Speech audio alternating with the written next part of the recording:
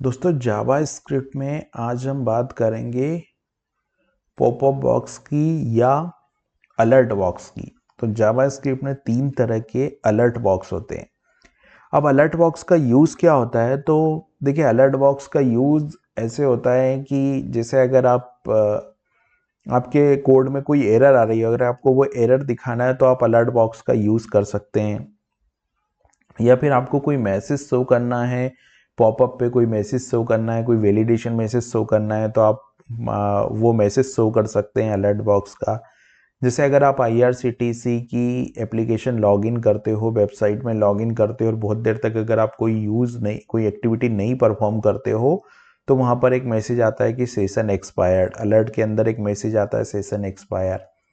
तो ये एक यूज़ है। या फिर आप कोई बैंकिंग साइट पे, कोई इंटरनेट बैंकिंग पे लॉगिन करते हो और उसमें राइट क्लिक डिसेबल होता है, तो आप वहाँ पे राइट क्लिक करते हो तो एक मैसेज आता है कि राइट क्लिक डिसेबल। तो इस तरह के जो मैसेज होते हैं, इस तरह के जो पॉपअप मैसेज आपको दिखाने होते हैं, वो हम दिखाते हैं अलर्ट डायलॉग बॉक्स की हेल्प से। बेसिकली जावास्क्रिप्ट हमको तीन तरह के डायलॉग बॉक्स देती है। तो पहला जो एग्जांपल मैंने ओपन किया वो है अलर्ट डायलॉग बॉक्स का। तो देखिए, अलर्ट डायलॉग बॉक्स यानी कि हमारा एग्जांपल 1। यहाँ पर मैंने जो 5-6 एग्जांपल है वो सारे डायलॉग बॉक्स के एग्जांपल क्रिएट किए हैं। सबसे पहला एग्जांपल हम देख रहे हैं वो है हमारे अलर्ट डायलॉग बॉक्स का। तो ये अलर्ट डायलॉग बॉक्स है। अब यहाँ पर जो है वो मैंने example1.html पे क्लिक किया तो आप देखोगे यहाँ पर कुछ इस तरीके से वेलकम टू जावास्क्रिप्ट मैसेज आ रहा है। अब ये मैसेज में यहाँ पर जैसे ही कोड आपका रन होगा, ये जो डायलॉग बॉक्स है वो पॉपुलेट हो जाएगा। और ये देखिए, कोड अभी भी एग्जीक्यूशन हो रहा है, अभी भी ये पेज में सर्कल यहाँ पर घूम रहा है। और जब आप यहाँ पर ओके पे क्लिक करोगे तभी ये बंद होगा, यानी उसके बाद आपका आगे का कोड जो है वो एग्जीक्यूट होगा। तो जैसे ही मैंने ओके पे क्लिक किया तो आप देख रहे कि यहाँ पे वेलकम आया। ये जो वेलकम यहाँ पे लिखा हुआ है, ये वेलकम जो बॉडी है वो कब एग्जीक्यूट, ये वाला कोड कब एग्जीक्यूट होगा या ये वाला आउटपुट कब रेंडर होगा, तो जब ये पेज पे हम ओके पे क्लिक करेंगे तब। तो ये था हमारा जो अलर्ट डायलॉग बॉक्स। अब हम इसका दूसरा एग्जांपल देखते हैं। दूसरा एग्जांपल पे हम चलते हैं। तो दूसरे एग्जांपल पे हमने यूज किया है प्रॉम्प्ट डायलॉग बॉक्स। तो प्रॉम्प्ट डायलॉग बॉक्स का क्या यूज होता है? तो मैं एग्जांपल 2 पे क्लिक करता हूं पहले। तो देखिए, प्रॉम्प्ट डायलॉग बॉक्स का यूज होता है कि आप यूजर से अगर आप कोई इनपुट लेना चाहते हैं, मान लीजिए यूजर से आपको कोई इनपुट लेना है, तो आपको क्या करना पड़ेगा? प्रॉम्प्ट डायलॉग बॉक्स का यूज करना पड़ेगा। तो जैसे मैंने यहाँ पे लिखा व्हाट्स योर नेम, राइट, और ये जो है ये डिफॉल्ट मैसेज है। अगर आप कोई डिफॉल्ट मैसेज देना चाहते हैं तो वो डिफॉल्ट मैसेज आप इधर रख देंगे। तो मैंने यहाँ पे लिखा व्हाट्स योर नेम और यहाँ पे मैंने लिख दिया टाइप हियर। तो अगर आप यहाँ पर रन करोगे, इस कोड को आप रन करोगे, तो देखिए यहाँ पे टाइप हियर आ गया और व्हाट्स योर नेम जो है वो यहाँ पर आ गया।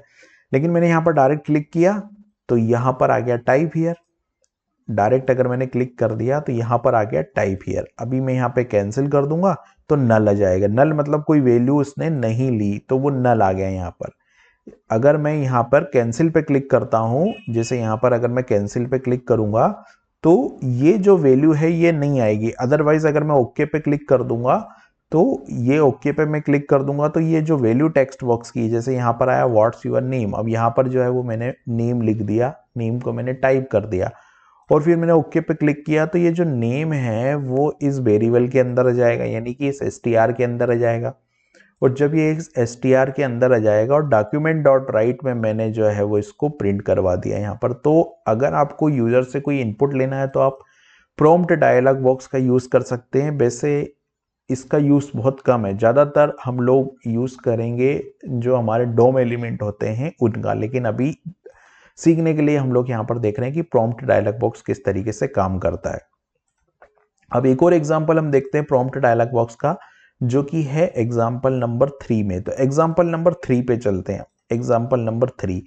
तो देखिए, एग्जांपल नंबर 3 में मैंने यहाँ पर वैल्यू ली है व्हाट्स योर एज, राइट।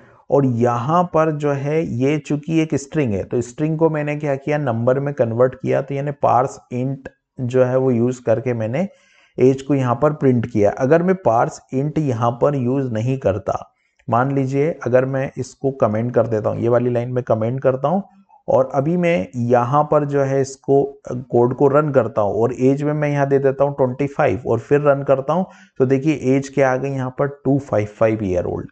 तो ये 255 क्यों आया? ये 255 यहाँ पर इसलिए आया क्योंकि मैंने इसको इंटीजर में कन्वर्ट नहीं किया। तो अभी जो है पार्स इंट की हेल्प से, पार्स इंट फंक्शन की हेल्प से, पार्स इंट वो फंक्शन है जो इस वैल्यू को इंटीजर में कन्वर्ट कर देगा। तो पार्स इंट का मैंने यूज किया और यहाँ पर मैं फिर से इसको रन करता हूँ और यहाँ पर मैं 25 देके ओके करता हूँ तो आप देखोगे यहाँ पे 30 ईयर ओल्ड। एज कितनी आ गई यहाँ पे? 30 ईयर ओल्ड। तो इस तरीके से हम लोग क्या कर सकते हैं, जैसे मैंने यहाँ पे 30 दिया तो अभी एज जाएगी 35 ईयर ओल्ड, आफ्टर 5 ईयर बाद 35 ईयर ओल्ड। तो ये चीज कैसे हो रही है? ये चीज ऐसे हो रही है कि हमने यहाँ पे पार्स इंट में तो हमने यूजर से इनपुट लिया, उसको फिर हमने इंटीजर में कन्वर्ट किया और उसमें फिर 5 प्लस करके हमने यहाँ पे दिखा दिया। उसी तरीके से अब नेक्स्ट एग्जाम्पल हम लेते हैं जो कि हमारा एग्जाम्पल 4 होगा। तो हम एग्जाम्पल 4 पे चलते हैं। एग्जाम्पल 4 पे हम गए तो एग्जाम्पल 4 क्या कहता है? एग्जाम्पल 4 जो है वो सेम यही एग्जाम्पल है, लेकिन यहाँ पे हमने डिफॉल्ट वैल्यू जो है वो यहाँ पे टाइप ईयर जो है वो डिफॉल्ट वैल्यू दे दी। उसके पहले हमने जो थी वो टाइप ईयर करके डिफॉल्ट वैल्यू जो है वो यहाँ पर हमने नहीं दी थी। तो जैसे टाइप ईयर करके हमने, मान लीजिए हमने यहाँ पे इसको रन किया और चूंकि यहाँ पर नंबर है, अभी नंबर है और नंबर में अगर मैंने यहाँ पे इसको रन किया और यहाँ पे कोई नंबर की बजाय मैंने कोई स्ट्रिंग टाइप कर दी, ठीक है, तो स्ट्रिंग टाइप करके मैंने इसको सेव किया तो आप देखोगे NaN आया आउटपुट में। NaN क्यों आया?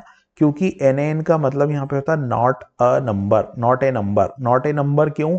क्योंकि ये नंबर था और नंबर में स्ट्रिंग ऐड हुई, नंबर में स्ट्रिंग ऐड हुई तो इसलिए नॉट ए नंबर बन गया। अगर मैं यहाँ कोई न्यूमेरिक वैल्यू देता तो ये सही होता। जैसे इसने बोला कि व्हाट्स यूअर एज और इस एज में मैंने दे दी 20 और ओके किया तो आप देखोगे 25 रिजल्ट आ गया। लेकिन अगर मैं यहाँ पे कोई नेम देता, मान लीजिए अनिल, अनिल एक नेम है वो मैंने दे दिया, तो यहाँ पर क्या आ गया कि नॉट ए नंबर, NaN यानी कि नॉट ए नंबर। उसी तरीके से अब हम देखते हैं कि अगर हमको फ्लोट में चाहिए, क्योंकि ये केवल इंटीजर के लिए था, पार्स इंट जो होता है वो केवल इंटीजर वैल्यू को ही रिटर्न करता है। लेकिन अगर हमको किसी एज को या कोई वैल्यू है जिसको हमको डेसिमल पॉइंट में चाहिए, तो फ्लोटिंग पॉइंट में चाहिए, तो मैंने लिखा 13.6, तो ये देखिए 35 ईयर ओल्ड आया। तो ये क्या है? एग्जाम्पल 4 है मेरा। एग्जाम्पल 5 अगर मैं देखूंगा तो एग्जाम्पल 5 रन करना है तो एग्जाम्पल 5 में चलते हैं हम। ये एग्जाम्पल 5 है। एग्जाम्पल 5 में मैंने यहाँ पर दिया कि 30.6 दिया तो आप देखोगे 30.56। क्यों? क्योंकि यहाँ पे हमने जो फंक्शन यूज किया है वो पार्स फ्लोट यूज किया। तो पार्स फ्लोट जो फंक्शन होता है वो क्या करता है कि हमको फ्लोटिंग पॉइंट में यानी कि फ्लोट नंबर में जो नंबर है वो हमको रिटर्न करके देता है। अब हमारा आता है सबसे लास्ट जो है वो एग्जाम्पल 6 और ये एग्जाम्पल 6 होता है वो कंफर्म डायलॉग बॉक्स होता है। कंफर्म डायलॉग बॉक्स यानी कि अगर आप यहाँ पर ओके करोगे तो रिजल्ट ट्रू मिलेगा आपको और अगर आप यहाँ पर कैंसिल करोगे तो रिजल्ट आपको फॉल्स मिलेगा। तो जैसे यहाँ पर मैंने कंफर्म डायलॉग बॉक्स का जो कोड है वो क्या लिखा कि मैंने एक str वेरिएबल लिया, यहाँ पर मैंने कंफर्म फंक्शन कॉल किया, do you want to log out, और यहाँ पर मैंने इस str की वैल्यू प्रिंट करवा दी। अगर यूजर ने यस किया तो ट्रू मिल जाएगा और यूजर ने नो किया तो जो है वो मेरे को मैं नो किया तो फॉल्स मिल जाएगा। तो इस तरीके से जो है हम जो डायलॉग बॉक्सेस है इसका यूज करते हैं। अभी इस कोड को जो है हमको कमिट करना पड़ेगा, तो मैं यहाँ पे जाता हूँ और इस कोड को जो है वो मैं पॉपअप बॉक्स एग्जाम्पल ये लिख देता हूँ, कमिट करता हूँ और कमिट करने के बाद में जो है वो मैंने कमिट किया और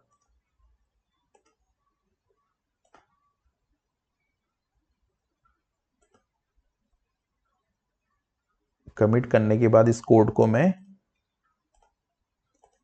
यहाँ पे जाते हैं और इसको मैं कर देता हूँ पुश। ये पुश को कंप्लीट यहाँ पे मैंने कमिट किया और इस कोड को पुश किया, इसको रिफ्रेश किया और अभी हम चलते हैं गिटहब की रिपोजिटरी पे हमारी। तो ये गिटहब की रिपोजिटरी हो गई है और इस गिटहब की रिपोजिटरी पे हमको ये देखना है कि ये कोड आया कि नहीं। तो मैंने यहाँ पे इस रिपोजिटरी में हम गए बेसिक्स के अंदर गए तो ये बेसिक्स हो गया, तो आप देखोगे डायलॉग बॉक्सेस आ गए और ये सारे एग्जाम्पल यहाँ पर आ गए। तो इस तरीके से हम लोग जो है वो जावास्क्रिप्ट के अंदर डायलॉग बॉक्स का यूज़ कर सकते हैं।